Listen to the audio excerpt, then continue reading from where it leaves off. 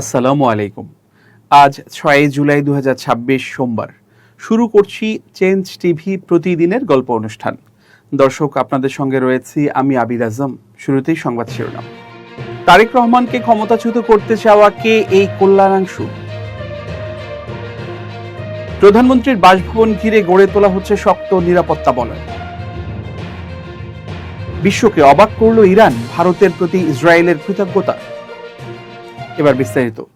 কার্যক্রম নিষিদ্ধ আওয়ামী লীগের শীর্ষ নেতাদের সঙ্গে ভার্চুয়াল বৈঠকে অংশ নিয়ে সরকার উৎখাতের পরিকল্পনা করার অভিযোগে ময়মনসিংহের ত্রিশালের জাতীয় কবি কাজী নজরুল ইসলাম বিশ্ববিদ্যালয়ের চারুকলা বিভাগের সহকারী অধ্যাপক কল্যাণাংশু নাহাকে সাময়িক বরখাস্ত করা হয়েছে।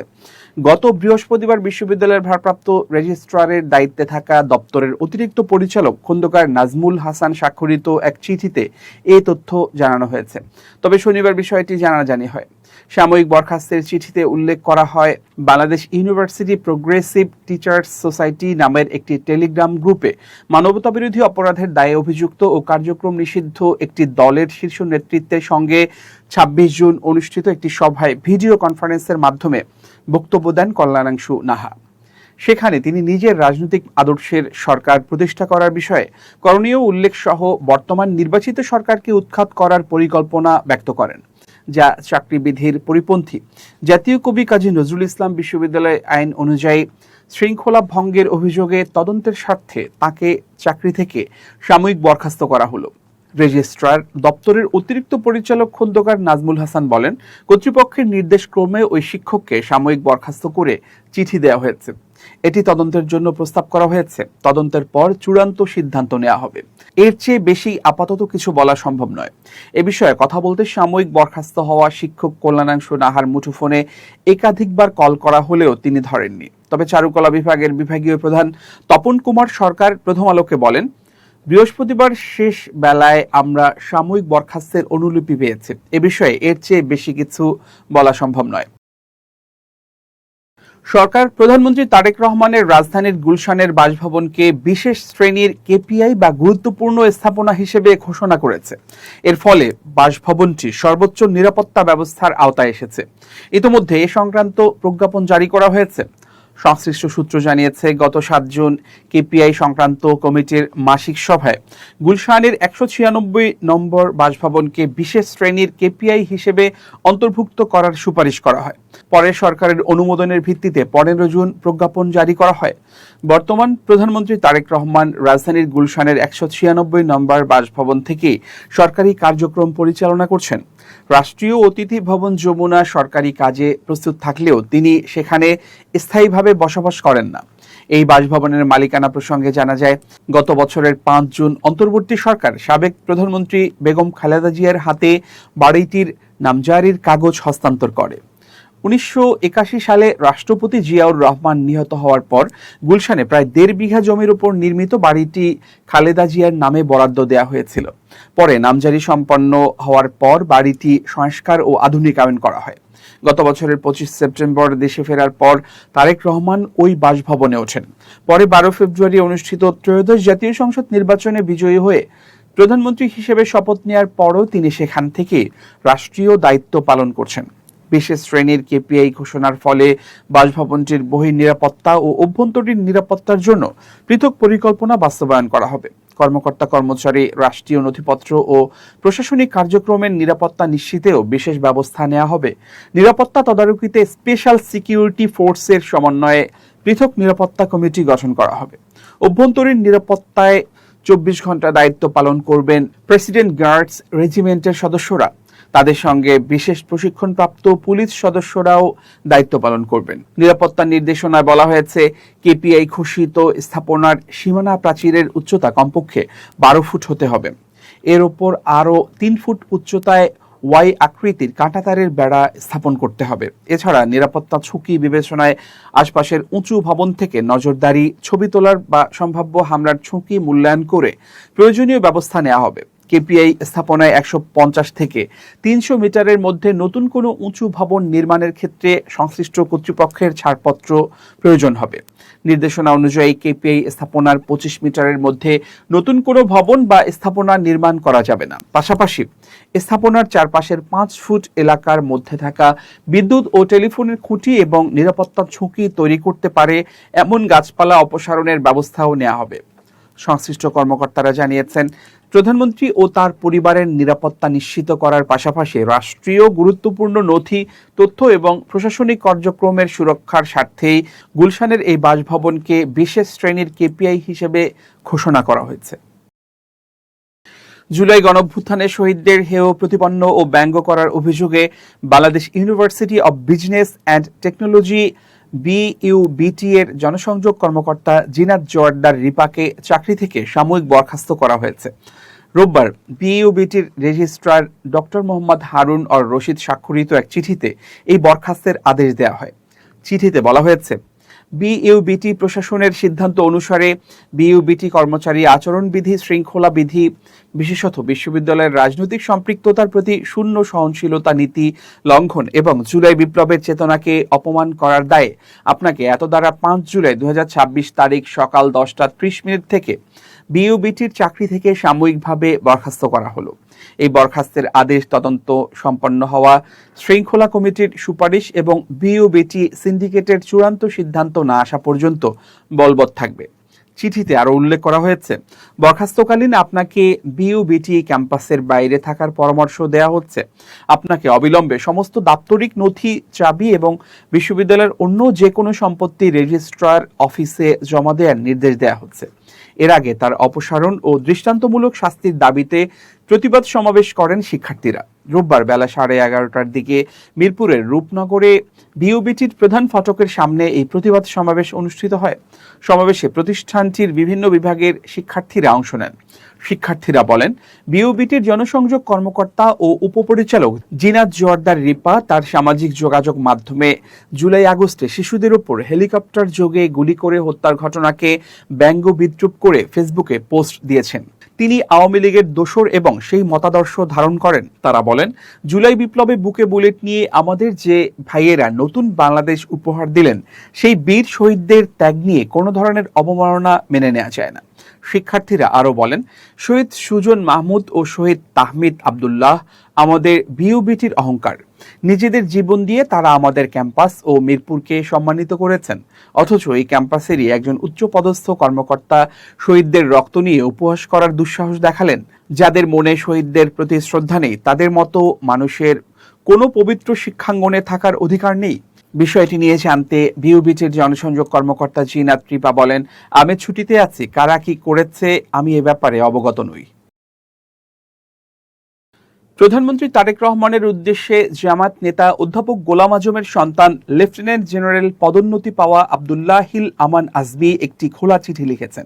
এটি তিনি তার ফেসবুকে পাবলিক পোস্ট হিসেবে প্রকাশ করেছেন।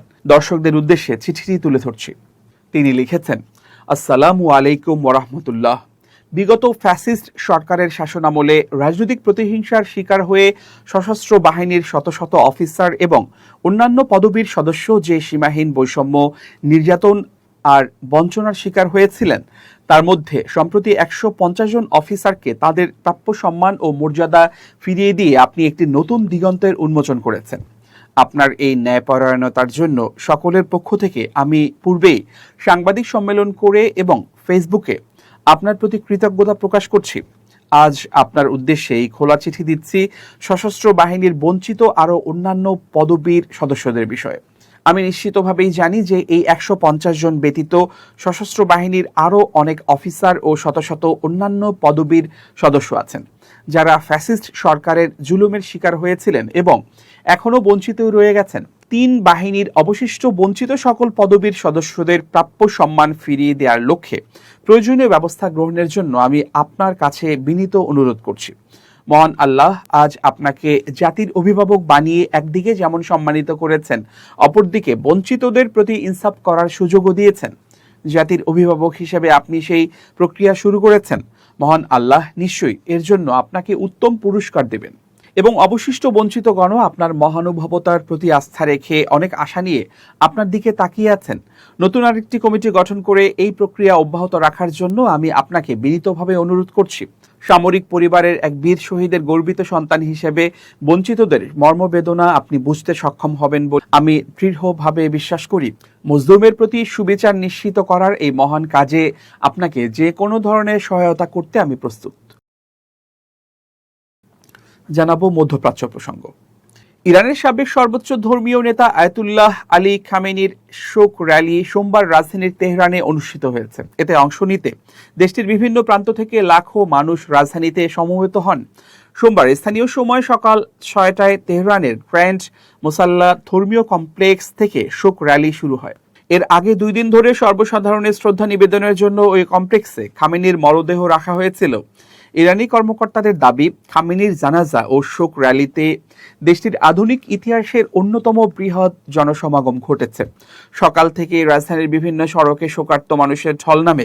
প্রায় 10 কিলোমিটার দীর্ঘ এ শোকযাত্রা দামাভান্দ স্ট্রিট, ইমাম হুসেন স্কয়ার, ইনকিলাব স্ট্রিট, আজাদি স্কয়ার এবং মেহেরাবাদ বিমানবন্দরের পাশের শহীদ লাশগৌরি মহাসড়ক অতিক্রম করে। এর আগে রোববার আয়াতুল্লাহ জাফর সুবহানি খামেনি, তার জামাতা ডক্টর মেজবাহ উল হোদা বাঘেরি কানি, মেয়ে জাহরা হাদ্দাদ আদেল, মাত্র 14 মাস বয়সী নাতনি জাহরা মোহাম্মাদি গোলপায়ে গানি এবং সৈয়দ বুশরা হুসাইনির জানাজার নামাজের ইমামতি করেন। প্রেস টিভির প্রতিবেদনে বলা হয়েছে, রাশিয়া, চীন, ভারত, পাকিস্তান, ইরাক, তাজিকিস্তান ও তুরস্ক সহ বিভিন্ন দেশের রাষ্ট্রপ্রধান, সরকার প্রধান এবং ঊর্ধ্বতন কর্মকর্তারা খামেনির প্রতি শ্রদ্ধা জানিয়েছেন। এছাড়া বিভিন্ন দেশের প্রতিনিধি দলও শোক জানাতে তেহরানে পৌঁছেছে। সূচি অনুযায়ী মঙ্গলবার পবিত্র কোম শহরে আরেক দফা জানাজা অনুষ্ঠিত হবে। এরপর বুধবার মরদেহ ইরাকের নজফে ইমাম রাদিয়াল্লাহু আনহু এর মাজার এবং কারবালা ইমাম হুসাইন রাদিয়াল্লাহু আনহু ও হযরত আব্বাস আলাইহিস সালামের মাজারে নেওয়া হবে। আগামী 9 জুলাই মাশহাদে ইমাম রেজা রাদিয়াল্লাহু আনহু এর পবিত্র মাজার প্রাঙ্গণে তাকে দাফন করা হবে। যুক্তরাষ্ট্র দখলদার ইসরায়েলের সবচেয়ে শক্তিশালী মিত্র হলেও সেটি একমাত্র নয় বলে মন্তব্য করেছেন ইসরায়েলের প্রধানমন্ত্রী বেনিয়ামিন নেতানিয়াহু। তিনি বলেছেন, যুক্তরাষ্ট্রের পাশাপাশি ভারত সহ আরও কয়েকটি দেশ ইসরায়েলের প্রতি দৃঢ় সমর্থন দিয়ে আসছে। মার্কিন সংবাদ মাধ্যম ফক্স নিউজকে দেয়া এক সাক্ষাৎকারে নেতানিয়াহু বলেন, আমাদের আরও কিছু বন্ধু আছে, যেমন ভারত নামের সেই ছোট্ট একটি দেশ। তাদের জনসংখ্যা 140 কোটিরও বেশি, আর সেখানে আমরা অসাধারণ সমর্থন পাই। সম্প্রতি লেবাননে ইসরায়েলের সামরিক অভিযান এবং ইরানকে ঘিরে যুক্তরাষ্ট্রের মধ্যস্থতায় হওয়া শান্তি চুক্তি নিয়ে ওয়াশিংটন ও তেল আবিবের মধ্যে মতপার্থক্যের প্রেক্ষাপটে তিনি এ মন্তব্য করেন। যুক্তরাষ্ট্রের ভাইস প্রেসিডেন্ট জেডি ভ্যান্স সম্প্রতি বলেছিলেন, যুক্তরাষ্ট্রই ইসরায়েলের একমাত্র শক্তিশালী মিত্র। তবে সেই বক্তব্যের সঙ্গে পুরোপুরি একমত নন জানিয়ে নেতানিয়াহু বলেন, ফ্রান্সের সঙ্গে তার ব্যক্তিগত সম্পর্ক ভালো হলেও সব বিষয়ে তাদের মত এক নয়। একই সাক্ষাৎকারে মার্কিন প্রেসিডেন্ট ডোনাল্ড ট্রাম্পের সঙ্গে সম্পর্কের অবনতি হয়েছে এমন ধারণাও উড়িয়ে দেন ইসরায়েলি প্রধানমন্ত্রী। ট্রাম্পকে তিনি হোয়াইট হাউসে ইসরায়েলের পাওয়া সবচেয়ে বড় বন্ধু বলে উল্লেখ করেন। এর আগে জেডি ভ্যান্স ইরানের সঙ্গে হওয়া শান্তি চুক্তির পক্ষে অবস্থান নিয়ে বলেন, কয়েক মাসের সংঘাতের অবসান, হরমুজ প্রণালী পুনরায় উন্মুক্ত করা এবং বৃহত্তর আঞ্চলিক সংলাপের ভিত্তি তৈরির লক্ষ্যেই এই উদ্যোগ নেওয়া হয়েছে।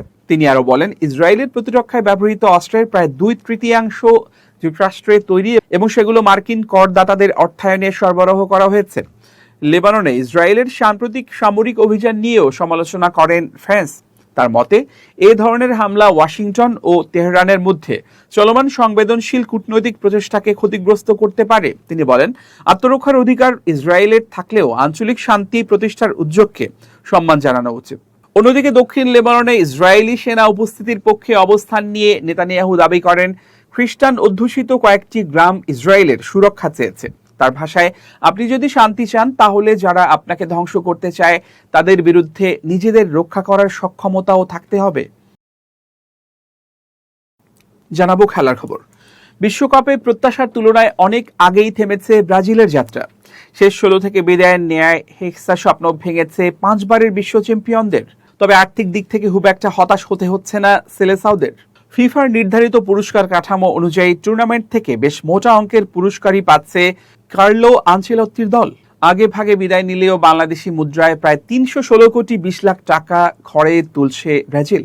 ফিফার ঘোষিত পুরস্কার কাঠামো অনুযায়ী শেষ ১৬ থেকে বিদায় নেয়া প্রতিটি দল পাবে ১ কোটি ৫০ লাখ মার্কিন ডলার। এর বাইরে বিশ্বকাপের মূল পর্বে অংশ নেয়া সব দলকে আরও ১ কোটি ৫ লাখ মার্কিন ডলার দেয়া হচ্ছে।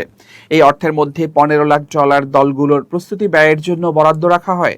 ফলে অংশ নেয়া ভাতা ও শেষ ১৬ পর্যন্ত ওঠার পুরস্কার মিলিয়ে ব্রাজিলের মোট প্রাপ্তি দাঁড়াচ্ছে ২ কোটি ৫৫ লাখ মার্কিন ডলার। প্রতি ডলারের বিনিময় মূল্য প্রায় ১২৪ টাকা। ধরে এর পরিমাণ দাঁড়ায় বাংলাদেশি মুদ্রায় প্রায় ৩১৬ কোটি ২০ লাখ টাকা। এবারের বিশ্বকাপে পুরস্কারের অর্থ আগের যে কোনো আসরের তুলনায় বেশ বাড়িয়েছে ফিফা।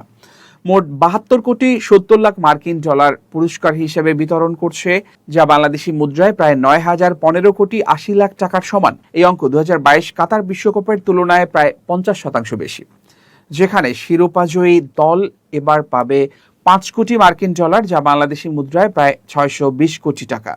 রানার্স আপ দলের জন্য বরাদ্দ রয়েছে প্রায় ৪৭৫ কোটি টাকা।